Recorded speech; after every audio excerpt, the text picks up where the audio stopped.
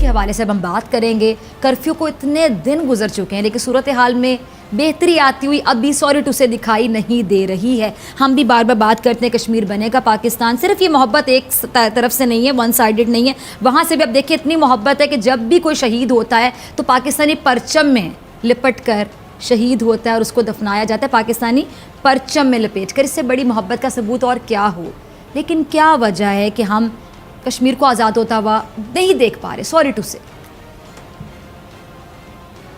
नहीं देखें, ये ओवरनाइट तो नहीं होने लगा, जाहिर बात है।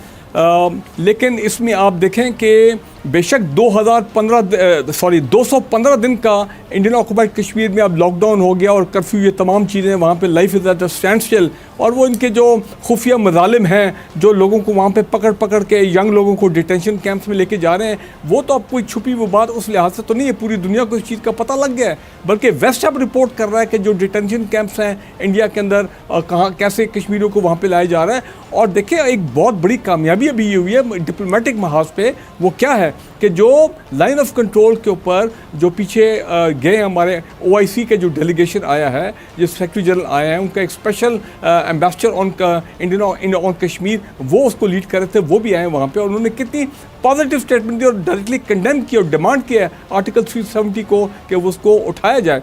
फिर अब बात यह है कि अभी रिसेंटली प्राइम मिनिस्टर मोदी जो है वो तो अपने हरदर्मी पे कायम है और जितना वो आगे ये काम बढ़ाएगा उतना ही जो है वो और फंसते जाएंगे और आइसोलेट हो जाएंगे इंटरनेशनल लेवल पे। अभी जो उन्होंने प्लान इंप्लीमेंट करना शुरू कर दिया है कि जनाब वहाँ की जो ज़मीनें हैं, प्रॉपर्टीज़ हैं, वो हिंदू आके उस पर कब्ज़ा करेंगे, 1 रुपये केनाल के ऊपर समथिंग लाइक दैट, उसको दे के वहाँ पे मुसलमानों को 80 लाख कश्मीरी मुसलमानों को माइनॉरिटी में कन्वर्ट करना, उनके वहाँ की डेमोग्राफिक चेंजेस लेके आना। अच्छा ब्रिगेडियर साहब, सॉरी मैं आपकी बात काट रही हूँ, मैं आज इतनी मायूस पता क्यों हूँ? मैं बहुत सुन रही हूँ, आप कह रहे हो ओवरनाइट नहीं होगा, वो तो अंडरस्टूड सी बात है। मैं अपने बचपन से सुन रही हूँ, मैं काफ़ी बड़ी हो चुकी हूँ, मैं बच्ची नहीं हूँ, मैं बचपन से सुन रही हूँ कश्मीर बनेगा पाकिस्तान, कश्मीर को आज़ाद करवाएंगे। बल्कि हमारी सियासत अधूरी है, सियासतदानों के नारे अधूरे हैं, कश्मीर का नारा लगाए बगैर आप अग्री करेंगे। अब कितना बड़ा जुल्म हुआ कि कश्मीर, उनके पार्लियामेंट ने डिसीजन लिया, ये आर्टिकल क्या बात करें, कितना बड़ा जुल्म है ये।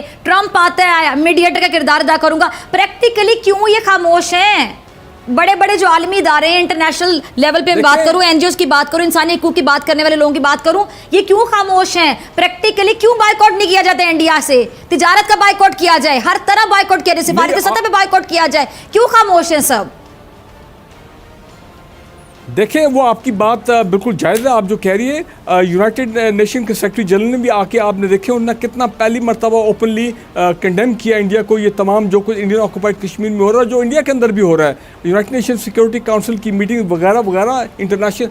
देखिए मसला सारा ये है कि इंटरनेशनल कम्युनिटी जो है अभी भी, चाहे अमेरिका हो, बरतानिया हो, फ्रांस, जर्मनी, ये लोग इनके अभी भी ये रिकग्नाइज़ करते हैं इंडिया को कि जनाब ये एक रीजनल पावर है और इंडिया में एक 1.3 बिलियन की पॉपुलेशन में इनका एक बहुत बड़ा इकोनॉमिक इनके इंटरेस्ट हैं, तो वो इनके इकोनॉमिक एजेंडा। और फिर दूसरी बात है, बस बात वही होगी ना कि मुफाद इंसानियत पे भारी आ गया, यहूदी रह रहे होते, बर्तरी मिल गई मुफाद को या इंटरेस्ट को, इंसानियत जाए भाड़ में।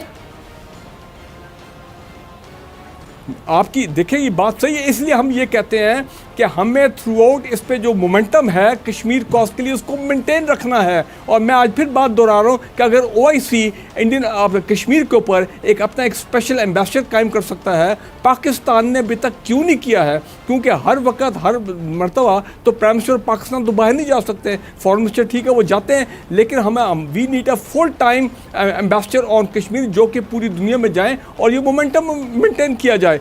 तो मेरा ख्याल है कि इंटरेस्ट है इंटरनेशनल कम्युनिटी के, इंडियन ऑक्यूपाइड कश्मीर के मुसलमानों के साथ हमदर्दी नहीं है। आपकी बात सही है, सैंक्शन लगने चाहिए, वहाँ पे यूएन ऑब्जर्वर्स की बात होनी चाहिए, इंटरनेशनल ह्यूमैनिटेरियन एफर्ट होना चाहिए।